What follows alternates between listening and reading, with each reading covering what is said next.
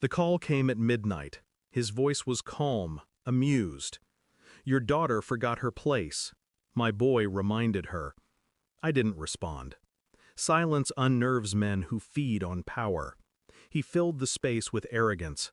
"Consider this a warning. Keep her on a leash." I ended the call without a word, but inside, the words lodged like a blade.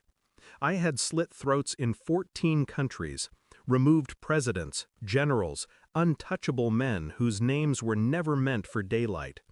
For 25 years, I erased lives like chalk from a board. And now, someone thought hurting my daughter was a message I would swallow? No, it was a confession of weakness, and weakness has only one conclusion. She lay in the hospital bed, face swollen, ribs broken, lips trembling in half-conscious murmurs. I sat beside her, unmoving, counting every bruise like an itemized bill. When she woke, she wouldn't look at me. Shame radiated off her like heat. I asked one question: why him? Her eyes filled, but not with confusion, with recognition. The answer was already written in her silence.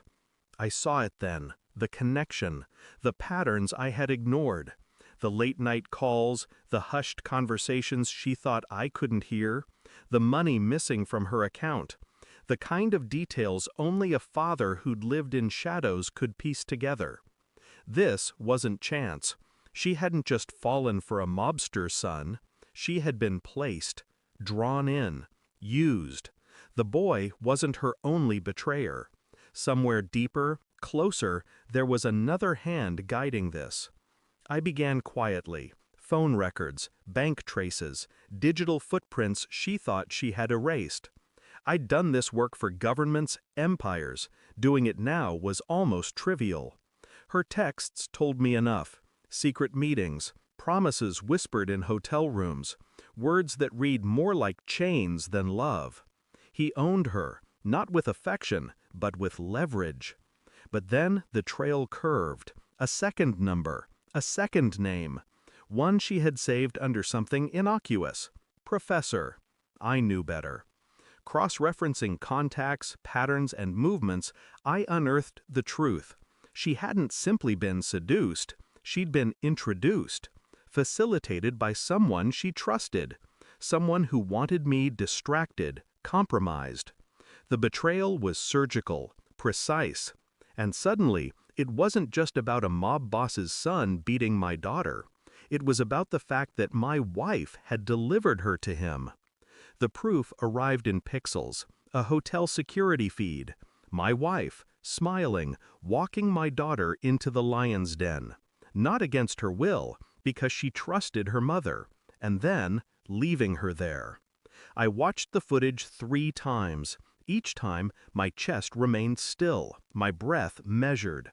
Rage is a luxury men like me abandoned long ago. Instead, clarity came. That evening, I set the printed images on the kitchen counter, said nothing. She walked in, saw them, froze. Her lips parted. Then the instinctive lies rushed forward. "It's not what it looks like. You don't understand. She needed discipline." I cut her off with a single word. Why? Her composure shattered. Excuses tumbled, survival instinct clawing through her throat. She blamed debts, threats, desperation. But truth hides between words. She hadn't been coerced. She had been complicit. I didn't shout. I didn't touch her. Instead, I placed a single envelope on the table. Inside, every record, every message, every piece of evidence tying her to the betrayal. "Take it," I said.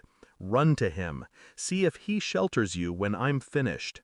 Her hands shook. She didn't open it. Didn't need to. She knew exactly what it contained. Then I added, almost gently, "Lesson 1. Pain has memory. And you'll carry this one for the rest of your life." Her face collapsed in silent terror. I turned away, leaving her to the weight of her own decisions. For people like her, exposure is execution, and I hadn't even drawn blood. By dawn, the estate was silent. The mob boss and his guards lay scattered, undone by the kind of efficiency only years in shadows can create. His son lived long enough to hear what real lessons sound like. But the true kill had already happened, not with a bullet, not with a blade, with truth. My wife's betrayal now rotted in daylight, inescapable. She could never run far enough to hide from it. I walked through the quiet streets as the sun rose. My daughter would heal. Slowly, but she would heal. Me, I wasn't seeking healing, only clarity. In my line of work, love was always a liability. Trust, a weapon handed to the enemy. I had forgotten that. Now, I remembered. And remembering is the sharpest blade of all. Thanks for watching. Don't forget to like, share, and comment. Subscribe now to Cheating Stories Insight World for more amazing stories.